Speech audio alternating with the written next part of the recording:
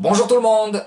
Aujourd'hui, on va faire une sorte de bilan littéraire et linguistique du provençal. Là, à l'instant T, là, si on regarde rétrospectivement tout ce qui s'est passé en langue et en littérature provençale, eh bien, on a 2-3 conclusions à tirer. Je vais commencer par la littérature. La littérature accuse une carence très nette sur le plan générique, c'est-à-dire sur le plan du genre et des genres littéraires, c'est-à-dire qu'il manque énormément ce qui est aujourd'hui le style phare, le genre phare, pardon, de la littérature française, c'est-à-dire le roman. J'en parlerai un petit peu après. Inversement, on a énormément de poésie. Fernand Moutet, un poète justement provençal, disait « Le provençal, langue de poésie ». Et en gros, il expliquait que le provençal est une langue jeune, car elle a été restaurée par Mistral, et comme toutes les langues jeunes, nous dit Fernand Moutet, eh bien on commence surtout par la poésie, ce qui est le cas effectivement de la France. Le roman français a commencé à se développer au XVIIe siècle, ensuite au XIXe il va prendre une certaine ampleur, et aujourd'hui, XXIe siècle, ce sont surtout des romans qui sont écrits et achetés. Donc, le provençal plutôt langue de poésie, et c'est vrai, Fernand Moutet a raison. À l'intérieur de cette poésie, vous avez, sous l'effet de Mistral, des épopées. Mistral n'est pas le seul à avoir rédigé des épopées. Vous avez Félix Gras, qui en a écrit 2, Les Carbonniers, Les Charbonniers, et Toulouse, qui est une sur la croisade des Albigeois, qui est une épopée sur la croisade des Albigeois. Vous avez également le frère Savinien, qui a écrit La Lionide. Mais vous trouverez surtout un corpus très développé en ce qui concerne la poésie lyrique. Alors là, il y a quelques noms à retenir de grands poètes provençaux, hormis Mistral bien évidemment. Je vous invite à retenir 2 noms, un au 19e siècle et un au 20e siècle. Celui du 19e, c'est bien sûr Théodore Aubanel, un fait libre de la première heure. Et Théodore Aubanel a écrit ce qui me semble être son chef-d'œuvre absolu et son premier texte. Il s'appelle Le Loup libre et de l'amour, qui est la première partie d'un recueil général qui s'appelle La Miugrane Entreduberte, c'est-à-dire la grenade entr'ouverte. Alors ce livre de l'amour, que raconte-t-il? Eh bien c'est sa déception à Aubanel de ne pas avoir pu épouser son amoureuse de l'époque qui s'appelait Génie Manivet, que tout le monde appelle Zani dans le milieu provençal. Et cette Zani, tout semblait aller bien avec Aubanel, et au moment de se marier ou au moment d'aller un peu plus loin avec Aubanel, eh bien elle décidera de rentrer dans les ordres. Mistral dira qu'elle a été appelée par une voix supérieure, une sorte de vocation, et Aubanel va en être bien sûr tout à fait déprimé. Et rien de mieux qu'un poète déprimé pour faire de beaux poèmes. Donc je vous invite à lire ce livre de l'amour qui a à l'époque déclenché les foudres du clergé, considéré un petit peu comme trop licencieux.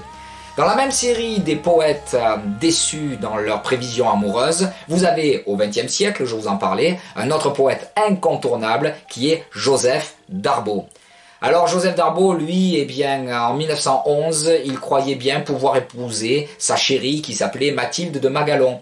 Et la belle refusera sa demande de mariage. À la différence d'Aubanel qui se remettra de sa déception, et il finira par se marier, eh bien, Darbo restera sous l'effet du traumatisme, du refus de Mathilde de Magalon, et il va écrire toute une série de poèmes où il pense à ses rêves d'avant, où il rêvait justement d'épouser sa belle, d'avoir des enfants, de fonder une famille. Tout ça, il ne l'aura pas. Et ça va donner, très bien pour nous, très mal pour lui, de superbes poèmes.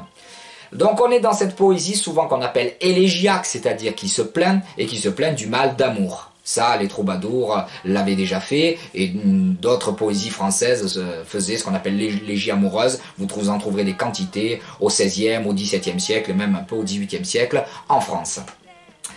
Donc, pour le provençal, langue de poésie, on est d'accord. Mais le provençal aussi, langue de théâtre. Le théâtre provençal, on l'avait vu à Noël, marche assez bien, notamment avec les pastorales, mais également en tout ce qui concerne la comédie et la farce. On a beaucoup moins de tragédies en provençal. En revanche, des petites pièces en un acte, des farces, ça vous en allez avoir une quantité. Alors vous avez des auteurs phares dans le genre, je pense à 2 notamment au XXe siècle.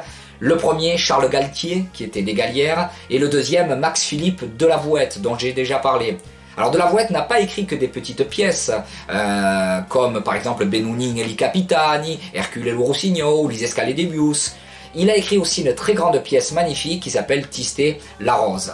Donc on a quand même ce théâtre plutôt versé vers le populaire, vers la farce, vers la comédie plutôt que la grande tragédie. Donc pas de Corneille ou de Racine en Provence ou leurs équivalents. Non, ça n'existe pas. Vous allez avoir Jean-Baptiste Coy au XVIIIe siècle qui va essayer de refaire du Corneille et du Racine, mais c'est plutôt une imitation plutôt qu'une création. Si je change encore de genre et que je passe à la prose. Alors à la prose, je le répète et je vais développer cela plus tard, très peu de romans, j'entends quantitativement et relativement, proportionnellement, peu de romans, en revanche beaucoup de textes brefs, beaucoup de nouvelles, beaucoup de contes, ça marche très bien les contes provençaux, et notamment des récits brefs qu'on appelle des cascarellettes. Alors qu'est-ce que c'est une cascarellette? C'était généralement dans l'Armana Provençal une petite anecdote, qu'on pourrait dire une blague, une galéjade, qui tenait sur une page ou deux, et signée du pseudonyme collectif Lou Cascarellé, qui veut dire l'esprit fantasque, l'esprit léger. Et Lou Cascarellé, ben, vous avez plusieurs auteurs qui vont prendre ce pseudonyme. Alors l'auteur le plus connu qui a pris ce pseudonyme-là, c'est bien sûr Joseph Romanille, dont nous avons parlé à propos de la jeunesse de Mistral, le grand ami de Mistral qu'on appelle dans le milieu à l'époque le bon Rouma. Alors ce bon Rouma, il va en écrire une quantité de cascarellettes, de contes truculents. Alors vous en avez des tas, dans toutes les anthologies, vous retrouvez des contes de Romanille. Toujours dans l'esprit du texte bref, vous allez retrouver eh bien, Mistral, qui va écrire, lui, des textes brefs, mais qui parle souvent eh bien d'ethnologie, d'anthropologie, pourquoi les Arlésiennes sont réputées comme étant des ménagères très propres, certains sujets sur les travaux agricoles, par exemple, et c'est tout ça ce qu'on appelait la prose d'Armana, c'est-à-dire la prose d'almanach. Vous allez également avoir au XXe siècle et même au XXIe siècle des auteurs tout à fait contemporains. Je pense notamment à Michel Courty et à Philippe Blanchet qui eux-mêmes proposent des recueils de nouvelles. Comme quoi le provençal est toujours vivant, mais ça j'en parlerai dans la partie linguistique et langue vivante. Alors arrive la grande question bien sûr du roman. Pourquoi pas de roman ou presque pas de roman en provençal? Eh bien je retombe sur l'explication de Fernand Moutet. Le roman arrive après dans l'histoire d'une langue et ça semble très vrai. Alors il y a quand même une histoire du roman provençal. Alors si je prends les romans spécifiquement écrits en graphie mistralienne et en dialecte rhodanien, vous comptez à peu près 60 romans, pas plus. Voilà. Alors quel est l'acte de naissance du roman provençal? Quel est le tout premier roman provençal? Eh bien il faut attendre 1893, un auteur de Cannes qui s'appelle Maurice Rimbaud, et un roman qui est magnifique d'ailleurs, qui s'appelle Aguette, qui est assez bref d'ailleurs, on est à la limite de la nouvelle, et Aguette est l'acte de naissance du roman provençal. Alors après vous allez en avoir d'autres qui vont avoir du succès. Vous avez en 1894, en 1895, vous allez avoir les Félix Gras, Valère Bernard, qui eux-mêmes vont écrire des romans. Mais d'une manière générale, à la fin du 19e siècle et au début du 20e siècle, ce n'est pas le roman, le genre le plus utilisé par les écrivains provençaux. Il faudra attendre la moitié du 20e siècle, la deuxième moitié du 20e siècle pour précisément avoir des romans. Alors là, vous allez avoir une sorte de décrispation autour du genre. Vous allez avoir des auteurs spécifiquement romanciers. Je pense bien sûr à Jean-Pierre Tennevin, qui est un de nos romanciers les plus prolifiques. Je pense à des romans magnifiques, bien comme ceux de Joseph Darbo, je pense à L'Antiffe notamment, et également des auteurs très très prolifiques comme Bernard Gély. Bernard Gély aujourd'hui est l'auteur qui a le plus écrit de romans provençaux. Vous allez avoir Jeanne Blacas également, qui en a écrit beaucoup. Et il rattrape un peu tous ces auteurs-là, eh bien je vais dire cette carence générique à propos du roman. Voilà un petit peu le bilan, je dirais, aujourd'hui de la littérature provençale. Donc beaucoup de poésie, du théâtre populaire, de la prose d'Armana, donc la prose d'almanach, et quelques romans. Aujourd'hui, il y a encore des romanciers provençaux, donc quelque part le filon du roman provençal n'est pas tout à fait perdu. Voilà un petit peu ce que je dirais de la littérature. Maintenant sur le plan plus linguistique. Alors, plusieurs choses à retenir. Quand on parle de provençal, qu'est-ce que ça veut dire exactement? Parce que tout n'est pas sémantiquement la même chose selon si vous étudiez le mot provençal au 19e siècle ou le mot provençal au 20e siècle, etc. Parce que Mistral avait tendance à appeler provençal pour tout ce qui était Languedoc. Aujourd'hui, on parle plutôt de Languedoc, et le provençal, c'est la partie justement que l'on parle dans la sphère strictement provençale, c'est-à-dire à l'est du Rhône. Et un petit peu à l'ouest, je pense notamment à Nîmes, quoique Nîmes, on est déjà dans le languedocien. Alors rapidement, les dialectes de la Languedoc, c'est quoi? C'est le gascon, en Gascogne, bien sûr, le languedocien dans le Languedoc, le limousin dans le Limousin, l'auvergnat en Auvergne. Ensuite, vous passez le Rhône, vous allez à l'est du Rhône, vous allez avoir le provençal, mais vous avez aussi plus haut le vivaro-alpin, et encore au-dessus, ce qu'on appelle le franco-provençal, notamment du côté de l'Isère, du Dauphiné. À l'intérieur même du provençal, il y a des sous-dialectes. Vous allez avoir notamment le rhodanien, comme son nom l'indique, c'est dans le couloir du Rhône. Donc vous pensez Avignon, vous pensez Saint-Rémy et vous pensez en gros Arles, toute la zone donc de Frédéric Mistral. Si vous allez du côté de la mer, en gros vous partez à Salon de Provence et des Salons de Provence, Aix et ensuite Marseille, toute la côte des Bouches-du-Rhône, du Var, et bien ça c'est ce qu'on appelait le dialecte maritime, avec des différences. Par exemple entre le rhodanien et le maritime, si je prends par exemple les portes, en rhodanien ça donne li porte, en maritime lei porte. Donc on a déjà deux sous-dialectes. Si vous allez encore plus à l'est, vous tombez sur les Alpes-Maritimes, et là vous êtes dans ce qu'on appelait le nissard, c'est-à-dire le dialecte qui est parlé à Nice. Et si vous remontez cette fois-ci du côté des Alpes, Alpes d'Haute-Provence, Hautes-Alpes, là vous êtes dans ce qu'on appelle le dialecte gavot. Voilà.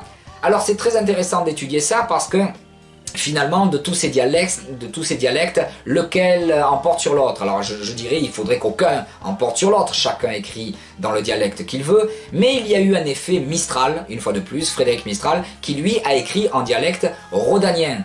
Du coup, je vais dire, la valeur étalon, l'identité de la langue provençale, c'est un petit peu le rhodanien. Comme on dit un petit peu pour l'anglais, c'est la langue de Shakespeare, le français, la langue de Molière, le provençal va donner un petit peu la langue de Mistral. Et quand Mistral va codifier tout cela, eh bien, il va... En gros, lui, il va parler dans sa graphie, il va considérer son dialecte, mais quand il va faire son trésor du Félibrige, il va quand même donner justement un mot en gascon et sa variante en limousin, en languedocien, en nissard, en rhodanien, en maritime et tout cela. Alors, quelle est aujourd'hui la précision scientifique de connaissances qu'on peut avoir sur les dialectes? Alors là, je vous renvoie aux études dialectologiques qui datent du début du XXe siècle. Au début du XXe siècle, deux hommes qui s'appellent Gilliéron et Edmond ont l'idée de faire des atlas, des cartes linguistiques sur les divers dialectes de France. Albert Dauzat, juste avant la Seconde Guerre mondiale, lui a l'idée de le faire pour l'Auvergnat et le Pays lyonnais. Mais il faut attendre justement la deuxième moitié du XXe siècle pour que soit confié par le CNRS à deux scientifiques la confection des atlas linguistiques. Alors qui sont ces deux scientifiques? Eh bien ils sont Jean-Claude Bouvier et Claude Martel. Et eux vont aller, et ils vont être épaulés aussi par des étudiants et des enquêteurs, ils vont aller dans en gros 170 lieux de toute la Provence, vont écumer 7 départements et vont faire des enquêtes avec des listes de mots. Comment on dit par exemple le mot épi, le mot moisson? Eh bien du côté de Salon de Provence, du côté de Barcelonnette, du côté de Draguignan, du côté d'Avignon, etc. Et ça a donné lieu à la publication des atlas linguistiques de la Provence. Et aujourd'hui, je vous invite à lire ces atlas, vous verrez justement le moment où on passe par exemple de Oustau à Maison, pour dire le mot maison. Alors Jean-Claude Bouvier et Claude Martel ont récemment publié un dernier volume de ces atlas linguistiques sous le titre « La langue doc telle qu'on la parle aujourd'hui ». Je vous en recommande vivement la lecture et la consultation. Alors vous allez me dire, bon tout ça c'est bien beau, mais ça nous donne une marqueterie de dialectes, de sous-dialectes. Où est l'unité de la langue? Et là, évidemment, question très très épineuse, mais que je me dois de traiter en toute neutralité, en toute objectivité. Y a-t-il une seule langue doc? Y a-t-il un seul provençal? Y a-t-il une seule graphie? Et là on tombe dans la polémique, allez je vais être gentil, j'utilise ce mot, entre occitanisme et provençalisme. Alors de temps en temps, eh bien, les étudiants posent la question, on fait quoi? On fait de l'occitan, on fait du provençal, qu'est-ce que c'est exactement? Alors très rapidement, je vous explique. Je vais reprendre le terme d'un historien qui s'appelle Rémy Venture et qui a parlé du pan-provençalisme de Mistral dans un très bel article. Cet effet Mistral, il a eu un effet justement aussi graphique. Alors vous savez que Mistral, je vous l'ai dit dans une autre vidéo, a codifié la langue et surtout a donné une graphie de la langue bien plus basée sur la phonétique et non pas sur l'étymologie. Mistral, dans ses mémoires, nous raconte que justement, tous les gens en Provence n'étaient pas d'accord avec sa réforme orthographique. Je pense par exemple à la suppression des S au pluriel. Et dans les mémoires il nous narre justement la colère de certains provençalistes de l'époque qui n'ont pas aimé sa révision et sa codification graphique. Et pourtant, nous dit-il, nous sommes restés maîtres du champ de bataille. Autrement dit, pour Mistral, c'est une chose faite, sa graphie s'est imposée à tout le reste. Oui, sauf que Mistral est mort en 1914 et que pas tout le monde allait être d'accord dans la suite des événements. Et vous allez avoir petit à petit une certaine contestation de cette uniformisation graphique mistralienne. Et il y a des voix qui vont s'élever, notamment du côté du Languedoc, pour dire ben, nous, en graphie mistralienne, on ne veut pas écrire, on veut autre chose. Et vous allez avoir du coup une autre graphie qui petit à petit va se développer et qui va atteindre, je vais dire, sa maturité, sa plénitude, dans ce qu'on a appelé la graphie alibertine de son créateur Louis Alibert. Alors, vous avez donc actuellement deux façons d'écrire la Languedoc.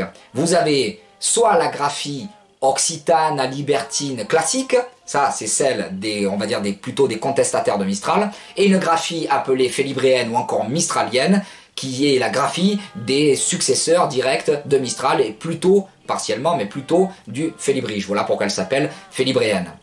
Derrière ce conflit graphique, cette bipartition graphique, vous avez bien sûr une réflexion d'ordre idéologique sur le plan de la langue.